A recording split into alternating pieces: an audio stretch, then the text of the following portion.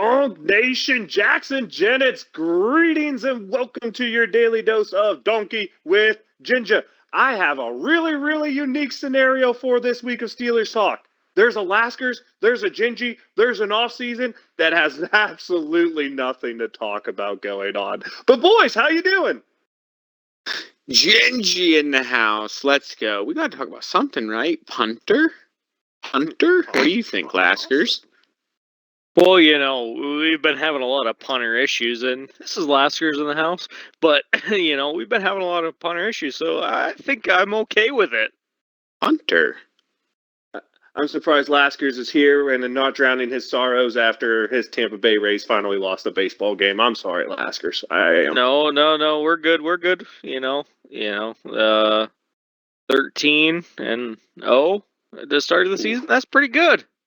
Yeah, just play 500 ball from then on and you're into the playoffs. But yes, let's start this off with the waiver claim of a punter who averaged 47 yards a punt last year, and that is man coming over from the Jets. I'm kind of surprised that they move on from a punter who's had that kind of success. Maybe there's more to the story here than we know, but definitely seems like the kind of guy who can push Presley Harvin. Right, Gingy? Yeah, how's that stack up against Presley's numbers last year in terms of you saying 47-yard average? I think he was about 44-yard average last year, his best year going. But the touchdown or touchback percentage to inside the 20 percentage, still not very good in terms of Harvin. Slightly better when you look at man. The punt average is slightly better. But Laskers, punters, finicky, kind of like kickers. You just got to get one that's trending in the right direction, right? Oh, that's for sure. And I'm trying to get you the information on that, but the thing's not being very helpful. Yeah, we'll take a look at that whenever it comes up for sure. Yeah, I think we're getting a slight upgrade at that position. 42.6. Oh, okay, we're getting a fair upgrade at that position. At the very least, it'll push young Presley to kick up that number if he wants a spot. Yeah. Steelers also bringing in a special teamer, Tanner Muse, as you pointed out to me today, Gingy. Type of guy that makes you wonder if Derek Watt is not going to be brought back, huh? That's an interesting consideration. Yeah, I'm not sure. We already lost a special teamer, didn't we? Or nay? I don't think so. My Boykin's still out there. Benny Snell's Gunner's still out there. Gunner's still on the team. We brought back James Pierre. Okay, you're right. Yeah, the guys. There are still free agents that were Steelers that were big special teamers last year, but I don't think we've lost any guy I would say is a huge special teamer unless you're an absolute believer that we should have kept Sims for his kick returning. Steelers also bring in Armon Watts, most recently of the Minnesota Vikings, defensive lineman, a guy who I believe is in his 4th or 5th year, and at one point had a 7-sack season. So a guy who's shown potential to get to the quarterback, Gingy. Maybe a guy who can push up and elevate the bottom of that depth chart on the defensive line. Let's go. We need as much depth as we can get there.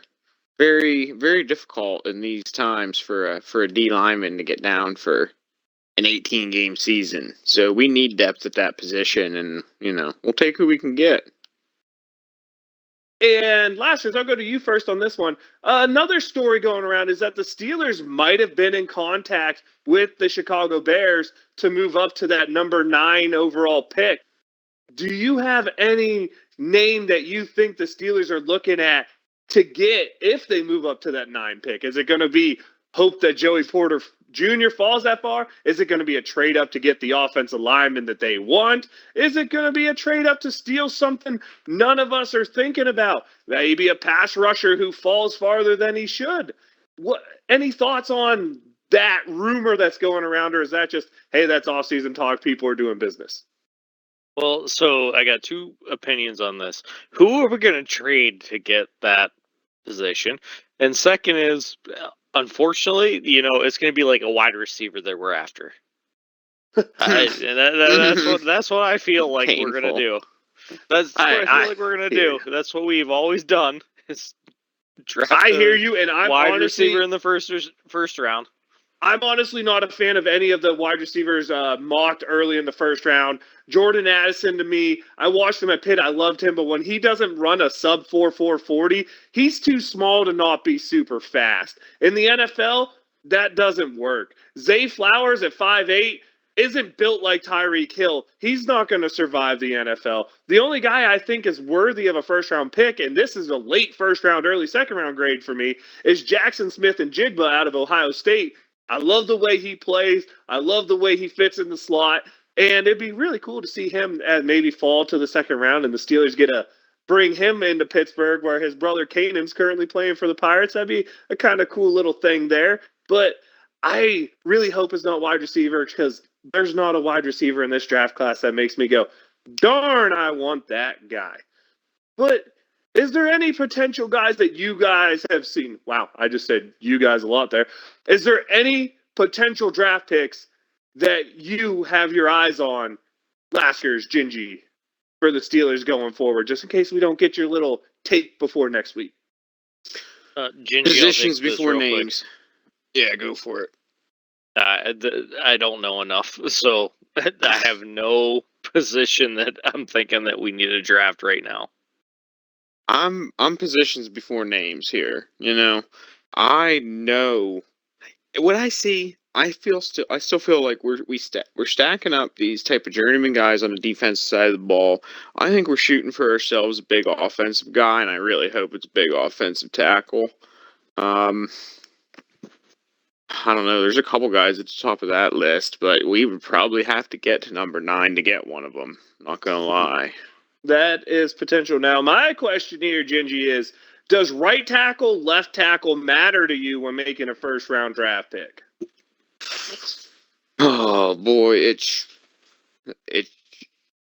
really when you're looking at the line, I think you have to look and scout the talent available when you're coming down with that pick, especially when you're trading up.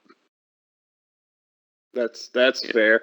I will say this. I don't care if it's a right tackle. I don't care if it's a left tackle. I think getting a cornerstone offensive line piece is worth it. I don't care what side they play on. I don't care if it's Peter Skoronski out of Northwestern that a lot of people think will be the first offensive lineman gone. I don't care if it's a name out there like Paris Johnson Jr., the guy I really think the Steelers should be looking into and trying to get, the kid from Ohio State. Maybe Broderick Jones out of Georgia, another guy. These are the 3 that are projected to be the franchise left tackle type of guys. I like all 3 of them. I think Broderick Jones or Paris Johnson Jr. is potential to fall to the Steelers.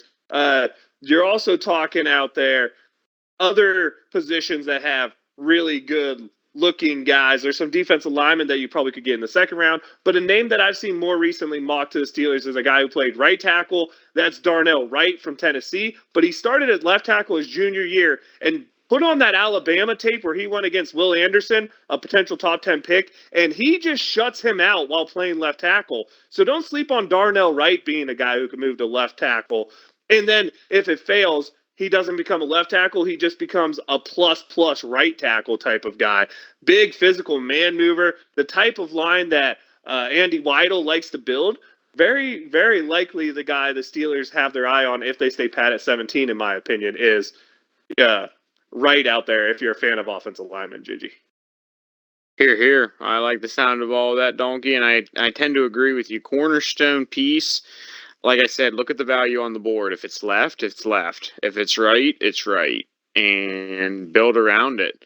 I really think that with an upgrade to that line, if Najee Harris is going to do it, we ought to give him every opportunity to be able to do it. Since we spent the first rounder on him, right? Let's go that side of the ball. Let's try, the modern day NFL really lends itself to the offensive explosion. It does. And we really need that piece there. And I think that running game is really what opens up a rookie or a young, at this point, second year Kenny Pickett quarterback, really opens him up to be able to do what he needs to do. I agree. And Laskers, you saw it in the Super Bowl. Both those teams did 2 things well. They had good offensive lines that let their quarterbacks have time and pass the ball, and they rushed the passer. Neither one of them really tore you apart with the corners they had. And that's why I think cornerback is an overrated position here, because a cornerback is only as good as his defensive line. And it's been proven year in, year out. That's why I really want to avoid the defensive backs in the first round, because I don't think corners are that important. And I definitely don't think just like running backs, you can get a good veteran safety who's a top 10 safety in the free agent market for less than what you pay a draft pick. Just corner or safeties and running backs just are not worth it in terms of value in the draft. Oh, I agree 100% on that. I mean, your biggest thing is being able to press the opposite team's quarterback, and a cornerback is not going to do that. So, unless he's Mike Hilton. True. But there's no reason to draft a cornerback that high because they're not going to press the quarterback. So get a good defensive line that can press the quarterback and keep them from being able to throw the ball. Yeah. Don't forget, the Chiefs started, I believe, 2 rookies who were 3rd and 5th rounds or 3rd and 4th round draft picks in the Super Bowl last year. Don't forget that. Also, though, there's a name that always gets left out in a lot of talk, and I'm going to say he has a skill set of a former Steeler that I absolutely love that goes by the name of Heath. And I know we have Pat Freiermuth. He's concussion prone. He's a good little piece. But man, do I love Myers, the tight end coming out of Notre Dame. I love the 2 tight end set. I still think it can be super effective. And look at 2 of the teams that made huge runs. What did they have? They had a Kelsey, or they had, oh my gosh, why can't I think of the Kittle? A Kittle. I'm just saying, I wouldn't mind going tight end. What you guys think of that if we stay at 17? We signed a couple of them already, unfortunately. I'm not brought back Zach Gentry. That's all we did. And Donkey, my philosophy on the draft is so iffy. I'm not a scout. I like picking for positions in need, maybe over overall talent on the board in some cases. I don't know, Donkey. I'm not sold on a tight end pick. It'd be pretty, but boy, oh boy, I think there are bigger areas of need I would want to address. I hear you on that, but my biggest thing is the Steelers have done enough in free agency that there's no glaring holes on this roster, right? We can go in there with best player available approach and not be upset. I would be a little skeptical of a wide receiver just because there's just as good value in wide receivers in the 3rd and 4th round every year as there is in the 1st round. I would be skeptical of running back just because it doesn't make sense. I would be skeptical of cornerback just because the Steelers can't draft a corner and I don't see value there. And I'd be skeptical of middle linebacker just because there is no middle linebackers with a 1st round grade this year. Outside of that, I think the Steelers should go into this with open eyes. If there's a good pass rusher, they should take him. Highsmith's not signed long term. That gives you a huge bargaining chip with Highsmith to use a franchise tag and potentially look to trade him if you draft another young replacement. Plus, Gingy, we have no depth at outside linebacker. Let's not forget, not only did Bud Dupree go to Atlanta this week, the Steelers cut their top backup in Jameer Jones for seemingly no reason. Obviously, something personal had to happen there or something, because you just don't cut your top backup for no reason when you only have 60 men on your 90-man roster. Might be a area of need that we're looking to address. I don't know. That could potentially be a reason to move up to number 9 with Chicago. If there's a elite pass rusher on the board, you could be right. Maybe a defensive lineman, because let's be honest here. At some point, the Steelers need to refresh this defensive line. Sure, Ogunjobi looks like a fine piece, but we don't have a starting nose tackle. I know that's kind of more of a niche position now, so you look 3rd, 4th round for that, not 1st round. But defensive end, there's a big question mark there. I mean, you have Ogunjobi, who's been injury prone his whole career, and you have Cam Hayward, who's 89 years old now. I mean, when I know DeMarvin Leal's there and he looked okay, but that's one guy. Amir Watts is more of a backup guy. When do we get to having that depth again where the next guy up is a Chris Hoke and he's a guy whose level of play is worthy of starting? True story, Donkey. I hear you. I mean, Yeah, we're very thin there right now. And honestly, maybe we just stay pat and draft the best center on the board. Who knows? Huh. That's the thing is right now with the Steelers team, Laskers, I'm looking at it and I just don't know where you go. I know where I want to go because I want to upgrade Dan Moore, but clearly the Steelers like Dan Moore. But I, it's hard to say where's the hole, where's the biggest need. Obviously, there's spots for upgrades, but are those spots that need upgrade? You could look at safety, inside linebacker, backup pass rusher, potential future defensive lineman, potential offensive tackle, potential offensive center, maybe depth at wide receiver, tight end. Are any of those spots really a glaring enough need, cornerback, that the Steelers need to go and find that guy in the first round, Laskers? No, because I'm really wondering who we're going to trade to get that higher pick. You got to trade someone that's decent. We're going to give the Bears really back good. the pick they gave us for Claypool. But that's the biggest question is, who are we going to trade? It doesn't make sense to me. Yeah, I don't know that. I can't tell you that. All I will tell you is this is an exciting time. So much future, so much potential looking to be out there. How are you guys feeling about the offseason? Last week, I don't know if you guys heard the show, I did my little, did the roster improve or did it not improve to this point? And I'd like to do that here with you. Let's start off quarterback group from the start of last year to this group right now. Better or worse? Let's start with Gingy. I'm not displeased. I really like the beginning of the Omar Khan era here. Fair. Laskers, do you think we're better off? From the beginning of last year? I think we're better. Yeah, definitely. I'm good with it. Let's just break it down really quick into skill positions on offense. Are the Steelers better in terms of skill position on offense as we stand today compared to the start of last season? Yes, as long as everyone stays healthy this time. Fair. Laskers. I agree with Gingy. As long as everyone stays healthy, it is a better position than we were in last year at the beginning of the year. We had the similar unit last year, but not everybody was healthy. I said we were better or about the same, and it's purely because we did lose Claypool and never really replaced him. But we had Jaylen Warren break out, and going into the start of last year, no one had expected that, and he had yet to break out. So I agree with you there. Weapons are slightly better just because that. How about offensive line? Improved, disimproved? In my opinion, about the same. From the start of last year, improved. Shit ton.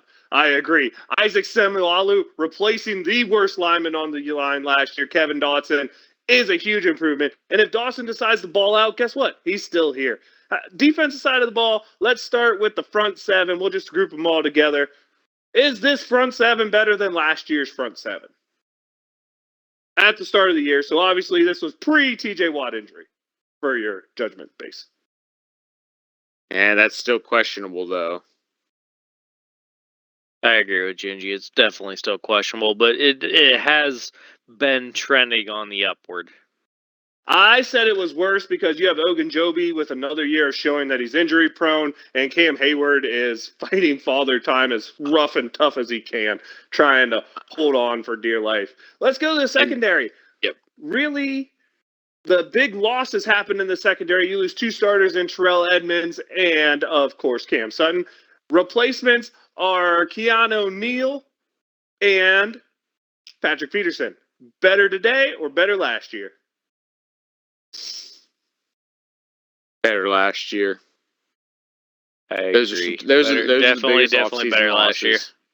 Between T. Edmonds and Cam Sutton, those were the two biggest pieces lost during this offseason, in my opinion. I agree. Be fun to see how we're talking and how we're feeling after the draft. Who knows who's going to be added here, what kind of potential we're talking about, and who our future potential favorite stars of our beloved Steelers might be. But that's not everything I have. Any topics you guys want to cover? Laskers, Gingy?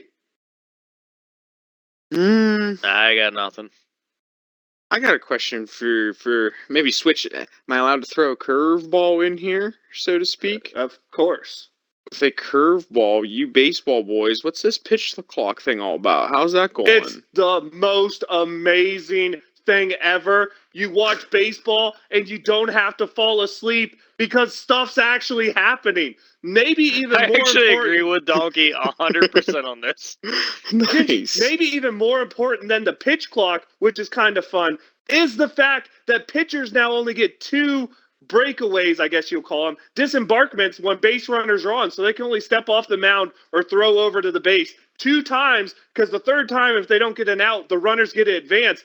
Oh my gosh, not watching a pitcher throw the ball 10 straight times over to first base to check the runner is amazing. I don't know how anyone in the world thought a pitch clock and this rule was going to be bad, because heaven forbid we play baseball and actually have something going on. You know, basketball, shot clock, tennis, you're hitting this serve every time. You go over to football, there's a play clock. Everyone realizes people want action, but finally, someone kicked the old white folks in charge of baseball in the proper direction and made it entertaining. I guess Vince McMahon must be selling the WWE and coming over to baseball. Watch out for the Savannah Bananas and some flaming bats next year.